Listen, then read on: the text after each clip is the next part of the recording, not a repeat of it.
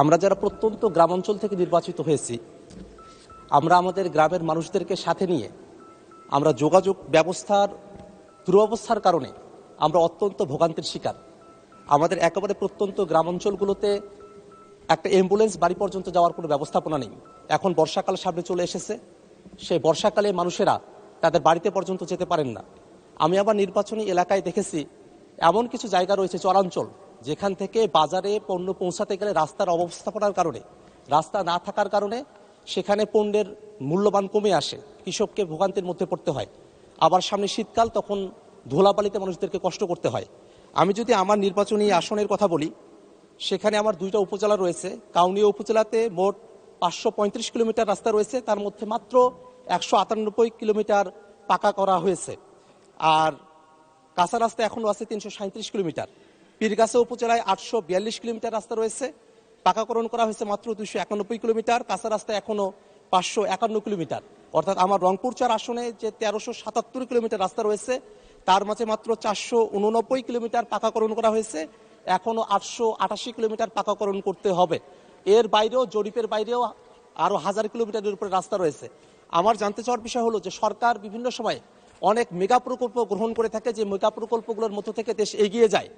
আমাদের মাননীয় মন্ত্রী মহোদয় এবং আমাদের সরকার, তারা কি এবার আমাদের স্থানীয় পর্যায়ে যাতে যোগাযোগ ব্যবস্থার উন্নতিটা সঠিকভাবে হয়, মানুষেরা যাতে তাদের বাড়ি পর্যন্ত অ্যাম্বুলেন্সটা অন্তত নিয়ে যেতে পারে, সহজে যাতে যাতায়াতটা করতে পারে, সে কারণে রুটিন পাকাকরণ কার্যক্রমের অতিরিক্ত হিসেবে পাকাকরণের জন্য মেগা প্রকল্প গ্রহণ করবে কিনা, সেই ব্যাপারে আপনার মাধ্যমে মাননীয় মন্ত্রীর দৃষ্টি আকর্ষণ করছি।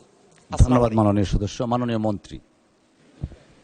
ধন্যবাদ মাননীয় স্পিকার। সে সঙ্গে আমি মাননীয় সংসদ সদস্যকে ধন্যবাদ জানাতে চাই যে তিনি এই গ্রাম বাংলার প্রায় সব সংসদ সদস্যের মনের কথাটা বলেছেন।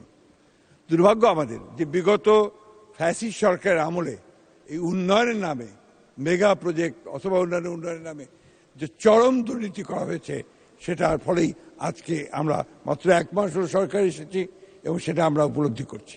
এবং দুর্ভাগ্যক্রমে বিগত অন্তর্বর্তীকালীন সরকার আমলেও যারা দায়িত্বে ছিলেন, তারা নিজ নিজ এলাকায় ফান্ড নিয়ে চলে গেছেন, কিন্তু বিশেষ করে উত্তরাঞ্চলের অঞ্চলগুলোতে এই রাস্তাঘাটগুলো একেবারেই আপনার নেগলেক্টেড থেকে গেছে। আমি আপনার মাধ্যমে মাননীয় সংসদ সদস্যকে এই কথা দিতে পারি যে ইনশাআল্লাহ আগামী দিনগুলোতে আমরা এই ধরনের কোনো দুর্নীতিকে প্রশ্রয় না দিয়ে আমরা গ্রামাঞ্চলের রাস্তাঘাটগুলোকে, যোগাযোগ ব্যবস্থাকে সবচেয়ে বেশি গুরুত্ব দিয়ে কাজ করবো ইনশাআল্লাহ।